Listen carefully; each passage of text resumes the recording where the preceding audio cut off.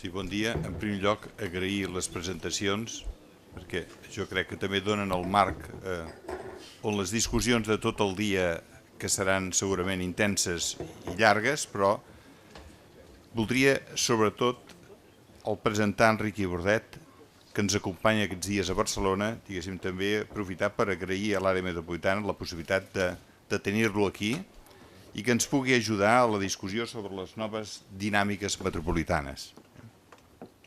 Quan diem dinàmiques metropolitanes volem dir, evidentment, urbanístiques, però també amb el sentit, com s'ha dit abans, de que l'urbanisme també involucra una reflexió sobre les dinàmiques socials, demogràfiques i econòmiques. Per això el contingut del dia d'avui serà intens. Però volem tractar de posar llum sobre aquests temes.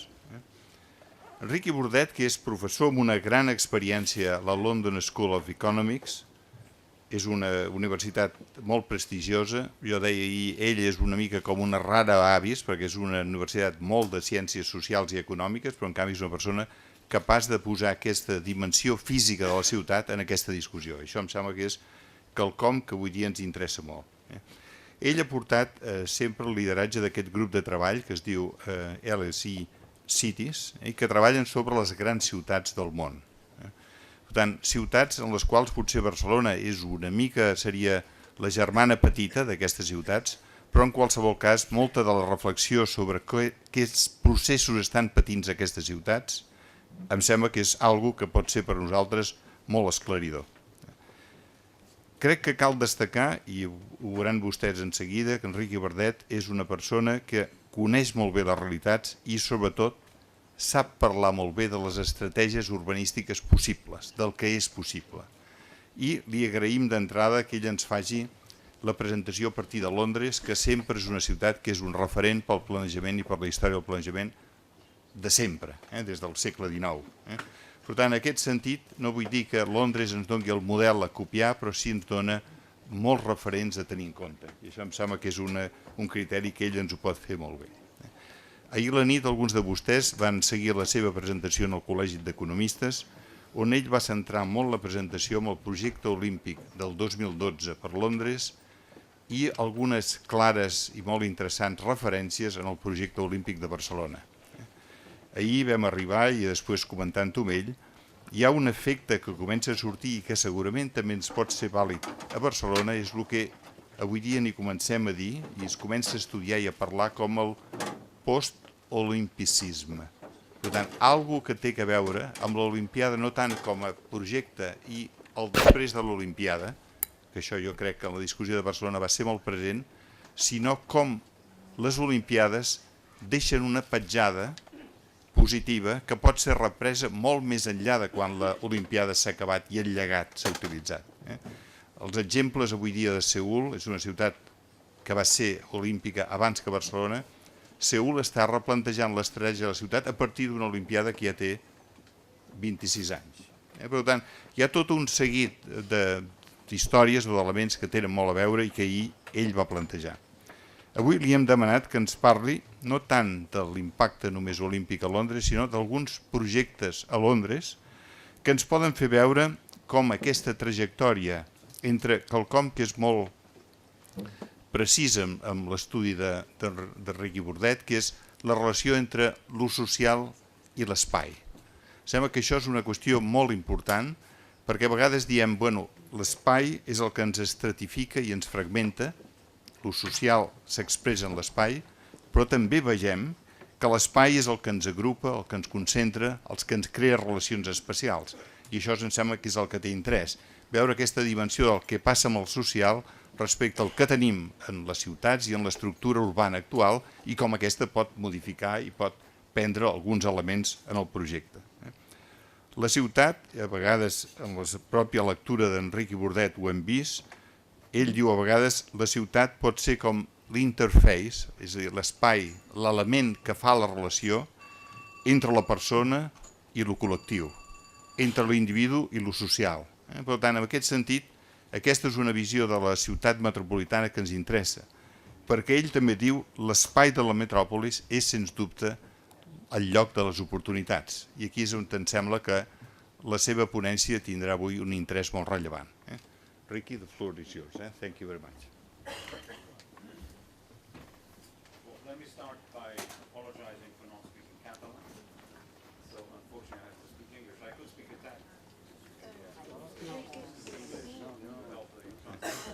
Italian. Start again. So thank you very much for inviting me, and I'm sorry I'm not speaking Catalan. Even though, as I declared yesterday, I really have a love affair with your city and your region, which goes back maybe 25 years. I want to stress two things right at the beginning. The inspiration that your city and the people in that city, including you, Juan, I'm going to embarrass you in front of your friends here, the inspiration that has been set by the approach to urban development and urban change by Barcelona is something that I think the world remembers better than you do. And I think it's important when we start discussing what the future will be in terms of your city to look back and see what the methodologies have been.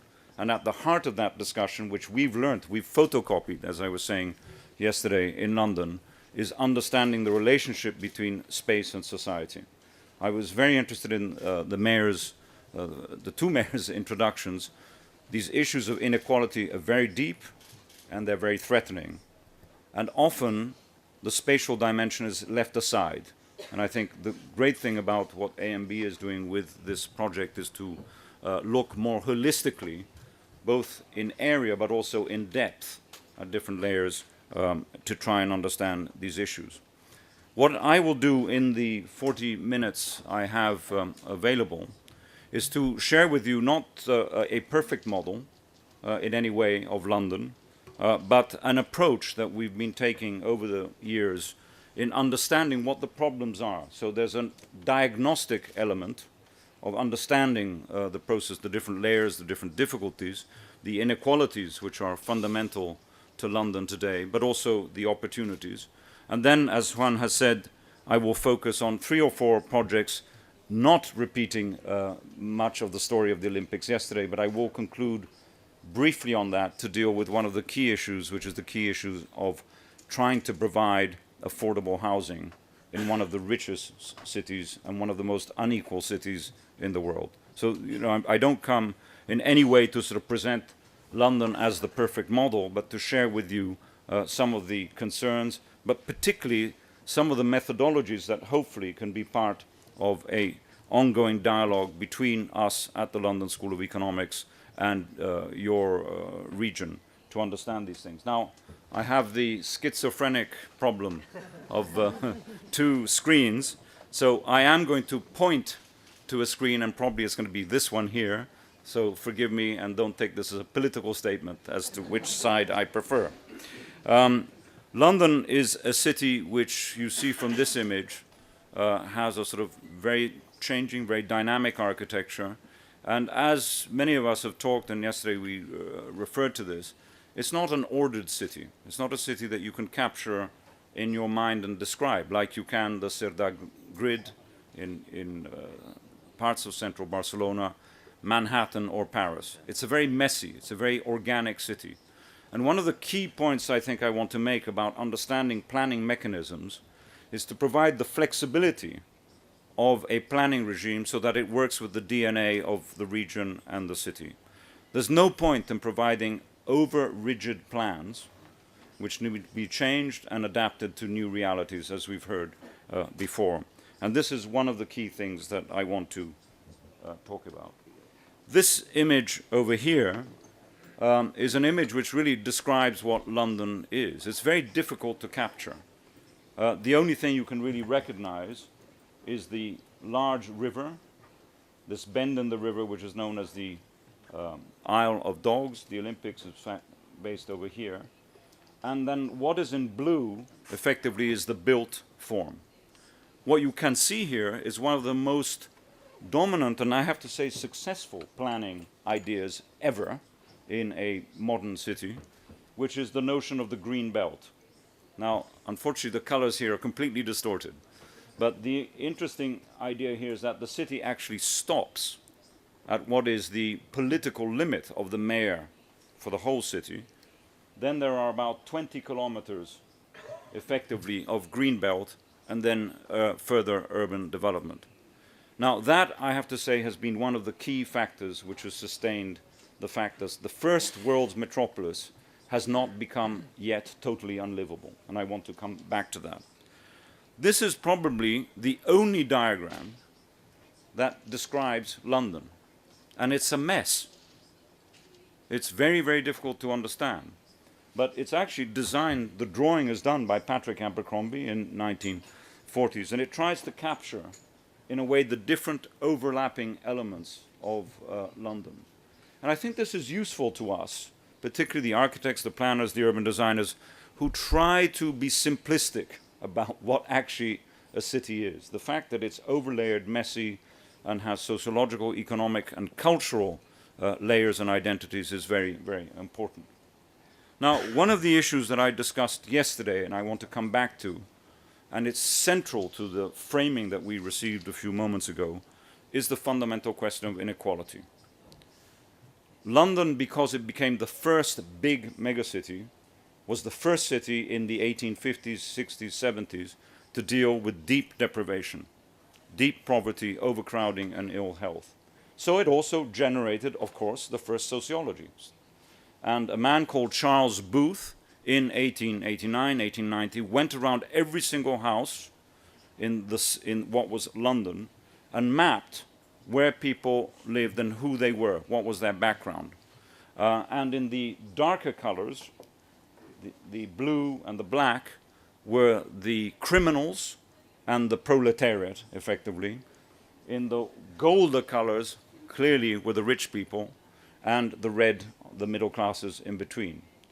I'm not going to go into this in detail, but in 1890, this was the DNA of London. And basically, East was poor and West was rich, 120 years ago. This is the map, effectively, today. The colors have slightly been reversed, but very important in terms of understanding the issues for you. Red is the most deprived areas. You can see it on the chart at the bottom. And that deprivation means people who are less educated, lower life expectancy, higher unemployment, and the green instead is the opposite end of the scale. And very, very simply put, if you remember the River Thames over there with the bend, the Olympic site over there, most of that inequality, most of the lower end of the scale, is actually located in relatively central areas, which is not typical. For example, in Paris, it's very, very different. It's the reverse. Most of West London and the periphery is actually quite affluent. So there is a problem that we need to resolve, and this is how we've addressed most of our planning framework. There's a lot of work that has been done by the London School of Economics and others in trying to understand effectively where people are. Many of the discussions I've had with Juan, also with colleagues at the Graduate School of Design at Harvard, is trying to, how do you capture what is actually happening on the ground, and most importantly, as it changes all the time. And this is an image which basically takes the wider region, so it would be the equivalent of the AMB for you. This is 17 million people with a turnover of the same size of Sweden or Saudi Arabia. So we're talking about a slightly larger economy than here, but the issues are nonetheless the same. And in the red colors is the concentration of the professional classes. And you can see where they are. And therefore tapping into that potential is important in terms of the sustainability of a global economy, but also not ignoring the blue bits in terms of the provision of future jobs is significant. Now, all this works when you have a situation of growth. We've heard it said before, everything is fine when things are growing. And London had a very, very depressing period over the last 30 years, which has now begun to pick up. What is actually happening is that London is reached only a few years last year, 8.3 million people. But it's only going back to what it was at the time of the peak of the Second World War. So London went from 1 million to roughly 8-9 million in 100 years. Amazing number of people left the city, some of them by design, and now it's actually growing again. And something like 80-90% of the growth is international migration. Very few people from the north of England or elsewhere move to London. In fact, a lot of white middle-class people moving out. It's called white flight. I think you've heard that term. Mainly for families who are in their 30s, who are middle class, who can't afford housing, and most importantly, schools. This is a terrible problem of any sort of urban environment. So schools at the center of a debate is absolutely critical in terms of planning. What is happening is that this growth, as I say, is increasing. Something like 9 million people in the next 10 years will be the total of the city, more or less like New York. But most of the growth is coming from the wider European area. Latvia, Lithuania, Bulgaria, Romania, Poland has been there. And only a much smaller proportion is actually the ex-British Empire, let's call it, of Pakistan, Asia, and elsewhere. So it's actually a relatively well-off immigration which is feeding the economy relatively well. Where is all this growth going? Where can we accommodate this? A big debate in London, a big debate in the elections that we had on Sunday where UKIP, the Independence Party, cleaned the slate clean, wiped the slate clean in terms of the European elections. The issue is that most of growth is happening in East London in areas of low employment and therefore creating tension, competition, and as you'll see, racial as well as economic discussion. So these are issues that matter to all of us. The area which is growing, which has space to grow, which you can see here, is the ex-industrial areas of East London. You have similar situations across the country. And these are very interesting diagrams. If you look at London, the River Thames over there, so everything to the right of this axis is East London, same here. On the left-hand side in blue, you see where jobs are actually moving, very importantly, and not just housing. And on the right-hand side is where housing is becoming more dense and there's growth. The fact that there is a growth in jobs, which goes together with a growth in housing, is absolutely critical to any regional policy. The two must go together and avoid this tendency to basically address the problem of housing with dormitory towns way out there, but actually try and integrate the two becomes absolutely critical. And this is in reality what is happening. You can see that most of the growth, according to the London plan, which I'll come to in more details in a moment, is happening on that right-hand side. Now, perhaps London, not unlike Barcelona in a wider area, is deeply, deeply cosmopolitan. This is a strength and also a weakness. 270 languages means that many of the schools, particularly in the peripheral areas, most of the children, English is their third language. This creates incredible tensions as to where you want to send your children. Do I want to send, as a white middle-class guy, I'm Italian, so I'm more sort of wider view perhaps than most Brits, do I want to send them to a school where actually hardly any of the children speak English at home? You know, this is a brutal reality that one has to understand how to deal with, and I think is certainly being talked about and being addressed. And what is interesting in some of the work that has been done both at the LSE and at the Greater London Authority is that it's hardly easy to see from the back of the room, but these are the different ethnicities, Indian, Caribbean, black, African, etc., that you see in different parts of, and white is Irish is over here. So where there's a deeper concentration of color, you have the greater concentration of different ethnicities. Now, is this a problem? Is this something that needs to be addressed? If you take the American city, which one knows incredibly well, there you have the lose-lose, not the win-win, co-location of two terrible situations, where you have concentrations of ethnic minorities and concentrations of poverty.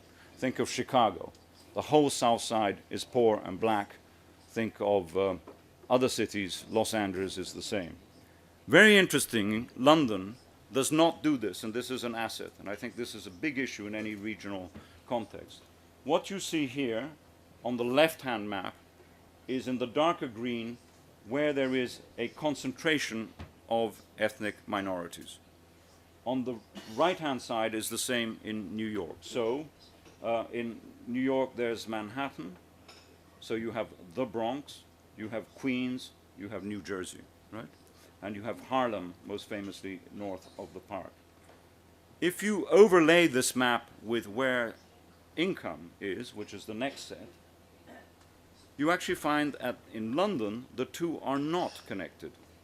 In other words, you have a much greater distribution between ethnicities and income, which I think gives it that sort of potential of greater growth, integration, while in New York, unfortunately, a city which of course I love just as much, it's very, very clear that black concentration, Hispanics, and other Afro-Caribbeans are completely connected in terms of poverty and in terms of income. So in terms of the big issues that one needs to understand, the diagnosis, as I say, of what the underlying problems of any metropolitan region, I think this might be an interesting approach to understand. Another dimension which has been talked about already is the one of health. The quality of life, due to the environment, but also to do with basically lifestyles, alcohol, food, lack of fresh air and movement, is captured by this pretty dramatic diagram which shows you the difference in life expectancies that you see in the numbers there. In green, life expectancy is over 80 years old. In the purple, it's 77. Let me just show you a diagram from yesterday which just puts it incredibly into focus in a very dramatic way. West London, areas like Westminster, if you are born there today, the average age is something like 77, 78 for a male. Every time you take the underground, every station as you go east, you lose 1 year in life expectancy. In my city today, right? What do we do about that? And again, I talked about this intensely yesterday, that the whole politics of the Olympics was to create convergence over the next 20, 30 years, so that a child born last year or 2 years ago during the Olympics has the same opportunities of existence as elsewhere. I think that's the sort of big picture, ambition, vision that is necessary, which then has very clear spatial correlates, which I will come to. And talking about space, I think the notion of density is incredibly significant to all the factors that we're talking about. Density, I would say, and certainly we learned it in studying this city, is in many ways the lifeblood of the economy, of agglomeration economies, but also bringing people together is the one thing that actually generates not just economic development, but the potential for integration. There is nothing worse than sparse development to actually reinforce differences between people. Suburbia is the most negative place for racial behavior. There's absolutely no doubt about that. The other side of density, of course, is the notion that you need to support it through transport systems. And this is a key area that I want to touch upon in a moment. London has an incredibly dispersed footprint, very, very wide region, and it has, as you saw in that previous image, not just a, let's call it, relatively dense central area. Barcelona is 4 times denser, but it has a series of out of London centres, which are very important residential and to a degree work areas. To sustain that is this incredible network of transport which has been built up, suburban rail and others, over the last 150 years. Now, I think this is one of the most important diagrams that tells a story of equity in London. And again, I think very central to the discussions you're having about regional integration. Why? What this is called the Public Transport Accessibility Level Map, PTAL. And it shows in London, and again, let me remind you, there's the River Thames, the little dip there. It shows you in purple, if you can see from the back of the room, where you can get to within 1 hour to the rest of London using any form of public transport, underground, bus, train. Okay? The opposite end is blue. It's over 2 hours. Right? And in between are red and yellow. Now, very interesting dynamic here. It's the reverse of the affluence map that I showed you at the beginning. Those who can afford to are happy to live 4 hours away, 2 hours away, sorry, in terms of, they tend to use cars, etc. But what you see here is a DNA of accessibility. And what is that accessibility to? Social services, hospitals, schools, and of course jobs. Now the important thing, and this is fundamental to the way we plan the Olympics and the future of East London, is that obviously the centre is well connected. It's an obvious thing when you have a centrifugal. But look carefully down at the bottom. Over there. There's a place called Croydon. Look carefully here on the right. Over there is a place even further to the east in Dagenham and other areas. And interestingly, over there is Stratford, which is where the Olympics was set. So this is before any investment had been made. Now, I think in terms of actually creating a sustainable urban region at all levels, the task of the planner is to begin to drag the purple in areas that you need it most. In other words, to begin to drag it eastwards in the case of London, and that is beginning to be the policy that is informing change. So London has a new political system, very new. Only since the year 2000 have we had an executive mayor. We've had 2 mayors since. And the first thing they had to do was develop a plan. And this is where I want to move towards describing the initiatives and the framing of the policies that are happening. The plan actually starts from this idea that I discussed before and showed you in that very, very first image of the Greenbelt. The white bit is the build form. The black line is the edge of London as a political entity. It's where the major sort of motorway M25 is. And the green is the green belt as described before. Now, the tendency, as many of you know in this room, when there's a situation of growth, is to release land. Give it to the developers. You need to provide housing. What are you complaining about? Give them land. There's plenty of land in the whole of Britain. And very interesting, 2 mayors, one left and one right, have taken this as dogma. You do not touch the green belt. There's a lot of discussion today as we speak literally in the newspapers about what to do with this. It's a very real issue. But the London plan, as it's called, which is this one, basically does 3 very simple things. And I think if there's a dialogue that we have already begun to establish here, is that any plan that you come up with needs to be describable, simple, and completely flexible to the sort of changes that we don't know. No one knew really that we would have a massive crash in 2007, 2008. Not really. Certainly not the economists at the London School of Economics. Maybe at ESADE, I'm not sure.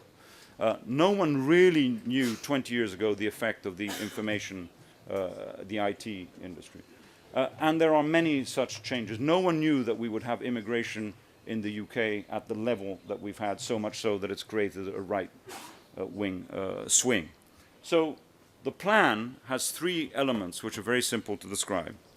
One is that the black line of the green belt is totally reinforced. Just no discussion. 2 is that where there are available areas, and of course translate this into the wider metropolitan region of Barcelona, you have clusters of areas which are empty and future development. Turn these into stars, into opportunity areas, and allow more development than actually the local authorities would normally allow, i.e. literally more building form, greater mix of uses, as long as there is high level of public transport. That is the London plan. That's basically how it works. And that is how new housing, new offices, and new sort of commercial and social facilities are being delivered. This is how it translates into a number of opportunity sites, which I'm going to describe. But at the heart of this is one very simple idea which links that map of PTAL, the public transport accessibility level, there it is, links that notion of where you have good access to what level of density you should have. The big change we made with this document was instead of having maximum standards of density, we have minimum standards of density. So if you've got very good public transport, you cannot allow suburban level density with only one function. You've got to actually maximize what is there. And I think this is a sort of territorial argument which is very, very powerful and very significant. So let's look at 2 or 3 examples before I conclude. Some are single buildings, and 2 are rather major sites, which I think deal with some of the issues that we've talked about, but at a more spatial, more nearly architectural level, which deal with the social, economic, and cultural issues that I've been describing. The one most famous one, perhaps, is the Shard. Now, the Renzo Piano building, the tallest building in Western Europe at the moment. Now, interestingly, you see here that it's actually located very close to one of the richest areas, not just in Britain, in the world, the City of London, but ultimately in an extremely poor area. But the most important thing about this building is that it sits on top of a railway station called London Bridge, one of the major commuter hubs of the city. Therefore, this building, which is nearly going to have, well, some 10,000 people working for it, has 47 car parking spaces. 47, only for disabled people. So this is a political decision. Do we maximize, intensify, and bring jobs and economy with benefits for this wider area without having a negative impact on the local environment? If this had 10,000 people had, say, 30% came in by car, you can imagine what the environment would have been like. So Ken Livingstone, the mayor who gave planning permission to this, was very clear that the fact that it sat above a station makes it a very special piece of development. Of course, you've done similar things here, but I urge in many ways that approach to be taken at the larger scale. Canary Wharf is probably known to all of you as the big success story of the Thatcher years. That for me is a bit of a conundrum as a concept of success and Thatcher. But the issue was a very severe one. What do you do with areas like this, which over 10, 15 years lost 300,000 jobs in the port industry because of containerization? Well, this is what happened, and we talked about it yesterday. It's created 100,000 jobs, mainly skilled jobs, of course, at the top end of the market. But they forgot to do 2 things. One is to stitch this piece of development with what is on the left and what is on the right. It's an island, complete separated island, and they literally didn't build housing. Now, you might say this is a very clear strategy in terms of return on investment for private developers. It did very little in terms of creating a piece of city. Interestingly, what's happening here now, and we're focusing, there's the Canary Wharf building. These are the poorer areas of Tower Hamlets and a lot of social housing here. They have purchased this piece of land here and have been sitting on it for a number of years. Why? Because they've waited for the government to make an investment of 40 billion pounds, 40 billion pounds, so it's 45 billion euros, to build this extraordinary high-speed line, which is under construction now, which crosses the whole of London, connecting at Canary Wharf, Heathrow Airport, and everything else. This is partly underground and partly overground. And I think if there's one image which I think is very important, I'm going to also remind myself at the end, is this one. This map takes the deprivation that I showed you before in red, so the darker red is the deprivation, and shows where this new line of Crossrail is going to go. And you can see that it actually goes through the hotspots of deprivation as opposed to the hotspots of wealth. So in terms of future jobs, future opportunities, future housing, this line, I think, will do an enormous amount in terms of just integrating, but providing opportunities. Therefore, what is actually happening to this place here, because Crossrail Station is being built right there, it's been given planning permission for that. Now, I don't think that's the way to design a piece of city, but actually this is, nearly all of this is housing. And one of the key issues about this is because of the London regulations, 30 to 35% of this housing, whoever designs it, this is Jacques Herzog's most recent design for wonderful housing, 35%, even in this incredibly rich part of London, has to be affordable. And I'll come back to that. King's Cross is the other project that I want to describe. This is more central. It's a sort of disused railway area, very similar to La Sagrera as a sort of situation. Well connected both internationally and nationally, with some very beautiful buildings at the heart of it. but incredibly connected to the network of public transport in London. It would be one of the very purple bits in the city. This is what the site looked like next to two stations about 10 years ago. You can see a vast empty area with a few rather beautiful industrial buildings from the 19th century right at the heart of it. And this is an image of what actually will happen and is happening here over the next years. Now, why am I showing this and what is the connection to the bigger story?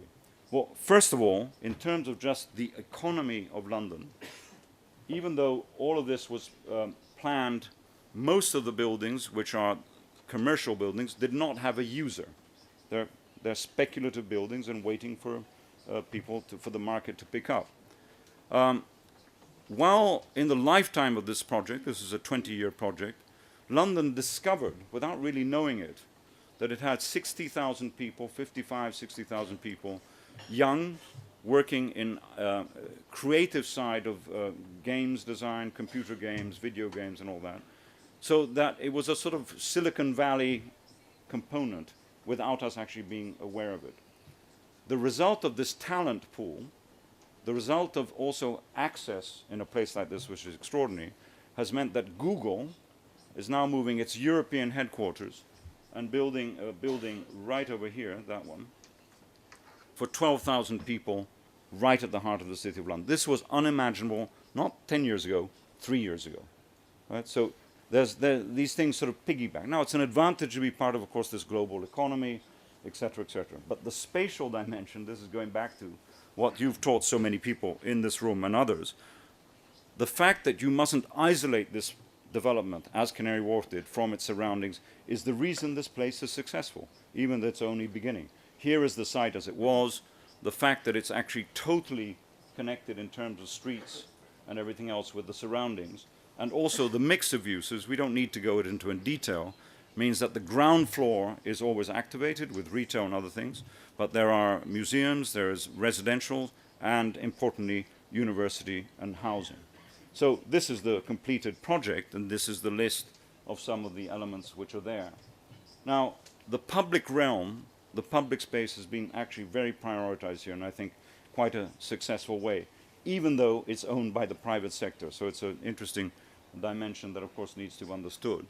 But the arrival of the University of the Arts with 7,000 students at the heart of London means that you actually have an active environment already. So that combination has been very successful. Very different to a campus university like the one we're in now. There are different models of how to do this. I think the most important thing before I move to the last project is to understand that a project like this delivers the housing that London needs. Because of all the housing that is actually being built here, again, in this case, slightly higher number of percentage, not something like 40% of all the housing is affordable, right? And I'll come back to that in a moment. It relies on the private sector to build it, but the government expects a minimum percentage to be affordable. Let me end with the 2012 games and the issues that it raised. Again, because of time, and yesterday I talked about it at much greater length, the choice of spending, as it happens, 15 billion euros more or less for the event, but for the 20-year legacy after it, has gone to place it in the most deprived boroughs of London. All four are the most deprived, but as you saw before, actually well connected and with strong access. The game plan was to go from this, only 2005, to this during the games, and most importantly, to this over time. In other words, creating quite literally a community of housing, of work, and sports around a new park. I want to end with one of the key points I raised right at the beginning, which is the housing issue. How is that actually done in sort of planning terms? And also, in many ways, this project, which I'm describing here, could be one of the many opportunity areas that I showed before. So there's a very clear link between the meta vision that I described, the London plan with its preserving the Greenbelt, increasing density, providing mix, and allowing more development in areas which are well connected by public transport. is really what this is about. But what is also important is that literally round the corner from this is the athletes housing, the Olympic Village, effectively, in the London 2012 site. Behind this is a school with 2,000 students who already moved in today. That school serves a 5-kilometer catchment area, and it's one of the best public schools, I mean free state schools in London as a result of government investment in that. There's a health center, and of course there are a number of the rather beautiful sports structures, a swimming pool, etc., which are there. But I'm not going to talk about that now. I just want to talk about how the housing has been organized. The Olympic Village was an investment of something like £800 million by the Olympic budget in the hope that at some point they could sell it. So what has actually happened, unexpectedly I have to say, is that the Qatari sovereign funds, Qatari Diar, has actually bought 52% of the housing for private sector, and the rest has been bought by a housing association group called Triathlon. Very importantly, and this is where design at the micro scale comes in a very significant way, each of the major blocks that you see here was organized in such a way that the yellow, admittedly with the better views, yes, would be private, therefore now in Qatari hands, called East Village, cool language, and the blue and the red would be different forms of either social or affordable housing. What you see here is a very, very simple diagram going back to the very big issues of inequality. Here's a model of inclusion at the micro scale, and it forces people who don't normally talk to each other, the private sector and the social housing, to think of models of actually managing the public spaces, the rubbish collection, where kids go to school in this area. This is quite new for London, and I think very radical. This is what it's now called, London, East Village London, E20. E20 is the postcode which people would have never ever thought of going to finding sexy and cool. This is now affordable, more or less. A lot of the property is actually being rented, and it's changed the sense of why you would actually want to live in a part of London like this. Without going into details, this is the numbers of different types of units which are either affordable or for rent, which make up roughly the 48%, which is the social side. That means basically if you are on a waiting list in the local authorities because you are deprived, you have a large family, and you don't have a home, you are prioritized to get access to this environment. Too much detail here to go into it, but I think a key issue, purely in terms of return on investment, is the sale of all these properties had basically covered all the costs that the government actually made in the space of 3 or 4 years. Now, this is going to be applied across the site, and this is the first new development that is happening right next to the velodrome. And as I say, it's very much a sort of microcosm of this bigger picture that I've been talking about in my discussion with you today. London is a city which is beginning to come out of a period of slumber, I would call it that, particularly the 80s and the 90s, and since 2000 has benefited from the sort of international growth. One of the major investment trends has come as a result of 9/11, that Arab Islamic funding from Middle East, Islamic countries in Asia have channeled their investments into London. That was unexpected. No one ever planned for that. And the resilience of the form of the city, the fact that it's actually relatively messy, as I said before, has allowed it somehow to wiggle and has this master plan which allows, I think, that freedom to adapt. And I think that, for me, is probably the most important story. That doesn't mean you mustn't have a vision. That mustn't mean you mustn't have an idea that major investments in infrastructure in the countries that can afford to shouldn't do that. That's why, effectively, I end with this diagram to remind ourselves of the importance of linking transport to equity, particularly when it comes to regional issues. Thank you very much.